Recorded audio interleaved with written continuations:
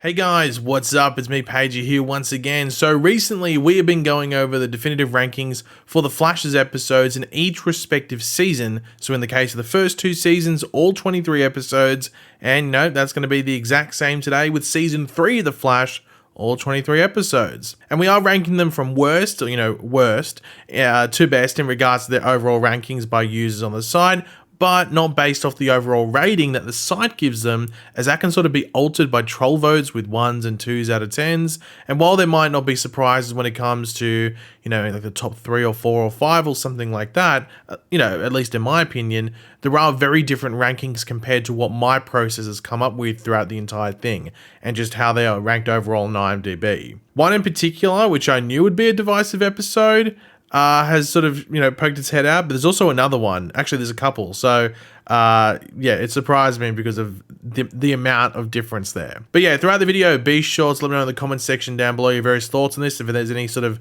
rankings that surprise you, make you go, oh wow, really? It's that low or it's that high? And also maybe leave your top 3 episodes of season 3 of The Flash in the comment section down below, or maybe just your favorite and least favorite as well, whichever way you want to put it.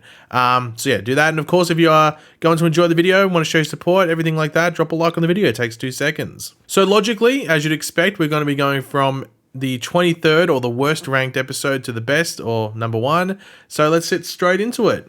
So at number 23, we have episode 5, Monster. And we'll get specifically into why that's the lowest ranked after we get through this, because I wasn't too sure, but now I know. At number 22, we have episode 3, Magenta. At number 21, we have episode 4, The New Rogues. At number 20, we have episode 11, Dead or Alive. At number 19, we have episode 10, Borrowing Problems from the Future, which I was surprised was that low because I remember that was a really hyped up episode, but maybe it didn't deliver compared to the hype. I can't remember. At number 18, we have episode 12, Untouchable. At number 17, we have episode 18, Abracadabra, which is sort of funny because I see so many clips from that episode, but it's also, pretty low ranked. At number 16, we have episode 14, Attack on Central City, which is of course part 2 of the Gorilla City crossover. At number 15, we have episode 16, Into the Speed Force. At number 14, we have episode 13, Attack on Gorilla City, part 1 of the Gorilla sort of city crossover thing, or 2-parter. At number 13, we have episode 17, Duet, or if you want to put it in other words, the Flash and Supergirl musical crossover. Yes, it's at number 13. Yeah, we'll get back to that in a second. At number 12, we have episode 21, Cause and Effect. At number 11, we have episode 23, the season 3 finale, Finish Line. At number 10, we have episode 2, Paradox. At number 9, we have episode 6, Shade. At number 8, we have episode 1, Flashpoint, the season premiere. At number 7, we have episode 15, The Wrath of Savitar, which I thought that might have been a bit higher, but yeah, it's still in the top 10. At number 6, we have episode 7, Killer Frost. At number 5, we have episode 19, The Once and Future Flash, which was, as the title would suggest, the future Flash Forward episode. At number 4, we have episode 9, the mid-season finale, The Present. And this is where we get into the top 3 episodes, which I don't think that's actually maybe one of them surprising because of, you could argue, is it actually a Flash episode? But yeah, I think it's a suitable top 3. I would say it's probably what most people would have in their at least top 5 episodes. These 3 episodes would be most people's top 5. So I don't think it's that controversial. But at number 3, we have episode 20, I Know Who You Are, which is the episode where Barry learns who Savitar is, or he figures out who Savitar is, and we get that reveal scene. At number 2, in second spot, Just Missing Out, though you could argue maybe it is number 1, and we'll explain why in a second, but at number 2 is episode 22, the second last episode of the season, the penultimate episode, Infantino Street, which of course is where they have that big Savitar fight and Iris dies, if you want to put it. And at number 1, you might be wondering, hold on, what episode is left? Well, it's episode 8, the crossover episode for the season, Invasion Part 1, and I think this is higher rated as well because I think this is the best episode of the Invasion crossover because I think it's the first episode. So, it is. It's the first one. I'm pretty sure it's part 1. So, that's probably why it's higher rated. So that's why I said with Infantino Street, I'm like, well, technically you could maybe argue it's number 1 because it's the proper Flash episode of the season that's highest rated. But yeah, number 1 overall based off ratings for the Flash season 3 is episode 8, the crossover episode, Invasion. Now here are the rankings for the episodes with numbers. So we have the percentage of votes with the highest ranking number that was voted for. As you can see, the majority, or I guess the vast majority, have 10 out of 10s. But the last place, episode 5, aka Monster, is one of the ones that has 8 out of 10 for most votes. But in its second highest category of votes was 7 out of 10 with close to the same amount of percentage for votes. And I tried to remember what happened in this episode, episode 5 Monster, without reading the synopsis or anything.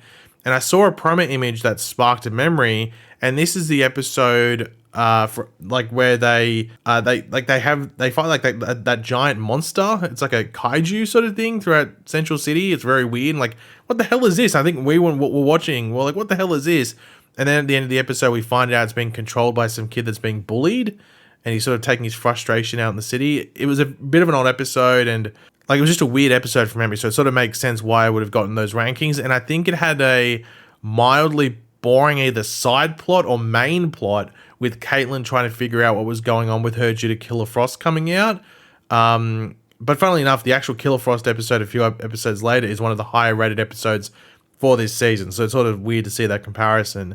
But yeah, I'm not too sure why it's so low, whether it's the actual weird kaiju kid controlling monster thing, or it's the Caitlin thing, or it's just a bit of a combination of the two where both weren't that great, so it ends up having this sort of mid to low ranking. Now, when we compare my rankings to the IMDb rankings, as you can see here, we only have 8 that fall in the same spot, which you should be able to tell are the ones highlighted in green. If they're highlighted in green, they fall in the exact same spot where I have them ranked out of 23. And this was the same amount of 8 that ranked the same in the season 2 rankings as well.